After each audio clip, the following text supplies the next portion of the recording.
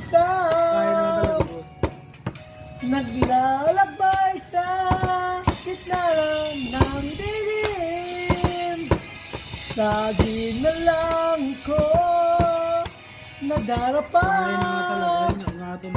Ngunit heto, bumabangon pa rin. Heto ako, basang-basa sa ulan.